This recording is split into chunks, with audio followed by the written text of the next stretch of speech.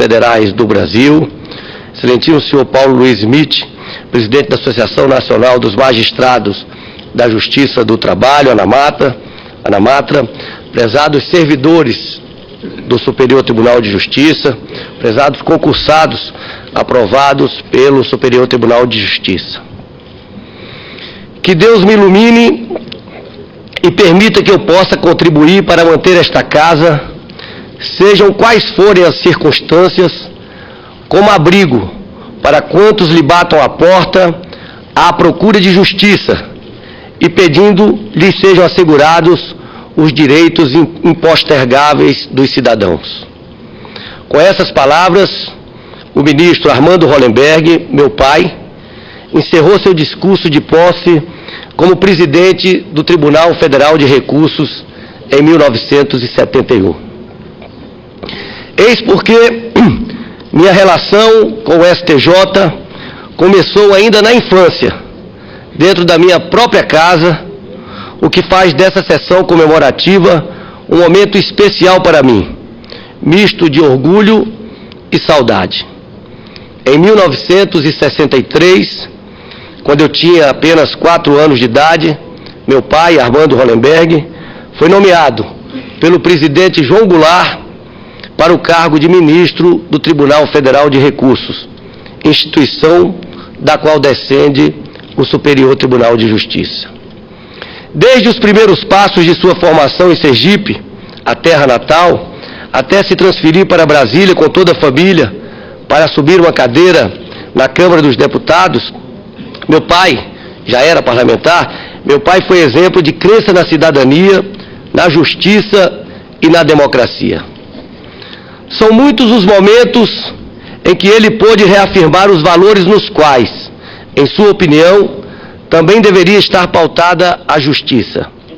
Foi assim, por exemplo, em um episódio de 1964, ocorrido logo após o golpe militar. Diante da proposta de que o tribunal desse um voto de louvor ao novo governo, meu pai se manifestou abertamente pela democracia, rejeitando a ideia daquela homenagem. E ele estava certo. Pouco tempo depois daquela sessão, o regime cassou os direitos políticos do ministro Aguiar Dias. O tribunal viveu momentos de incerteza e de tensão, com tentativas constantes de calar a voz dos magistrados. Meu pai nos contava que ele mesmo esteve à beira da cassação. Foi preservado pelo então ministro da Justiça, Milton Campos, que ao deparar com o nome de Hollenberg em uma lista de ministros rejeitados pelo regime, disse: "Esse eu não caço. Eu o conheço muito bem. É um homem de integridade inabalável." A convicção de Milton Campos surgiu quando ele conviveu com meu pai, que estudou Direito em Belo Horizonte e militou no movimento estudantil. Infelizmente, outros ministros e outros personagens tão íntegros como meu pai não tiveram a mesma chance de se relacionar com Milton Campos e foram cassados injustamente. Esse desconforto que levou ao ministro Milton Campos, um homem moderado, a se demitir, pois discordava do ato institucional número 2. Em abril de 1989, quando foi instalado o Superior Tribunal de Justiça, Armando Hollenberg era o decano da Corte. Em função disso, presidiu a sessão inaugural do Superior Tribunal de Justiça e foi eleito presidente da primeira turma. Permaneceu no tribunal até dezembro de 1990, quando se aposentou. Tive a honra de falar em nome da família, uma homenagem prestada no Superior Tribunal de Justiça ao meu pai, poucos dias depois. É com a presença viva dessas memórias que presto aqui minha homenagem ao Superior Tribunal de Justiça por estes 25 anos de existência. Ao participar dessa celebração, reconhecemos que a Constituição de 1988 teve como seu mérito principal o fortalecimento da cidadania.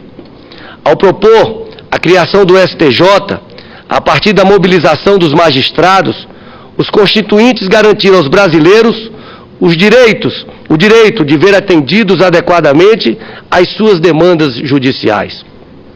Porque essa foi a consequência daquela decisão histórica, desafogar os tribunais superiores que perdiam a capacidade de dar resposta adequada à população pelo acúmulo de processos. O Superior Tribunal de Justiça tem exercido de forma exemplar sua tarefa de uniformizar a jurisprudência infraconstitucional.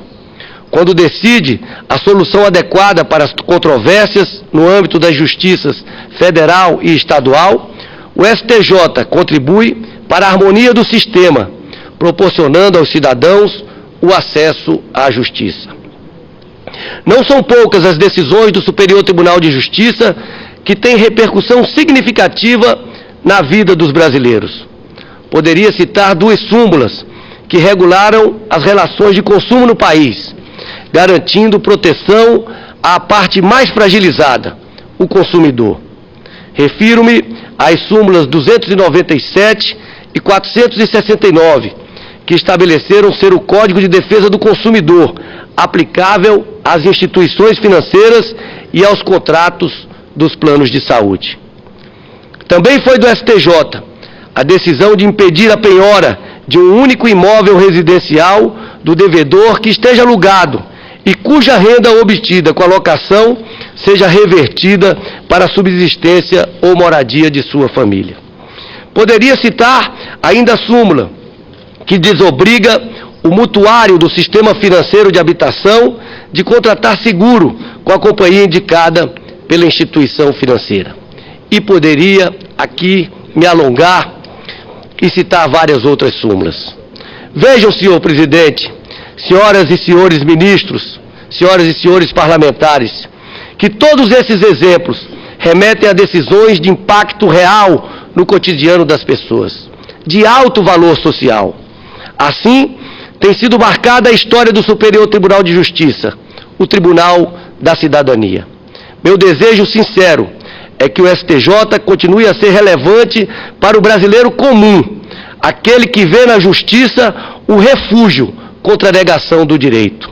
Essa é a perspectiva que me foi ensinada pelo ministro Armando Hollenberg. Muito obrigado.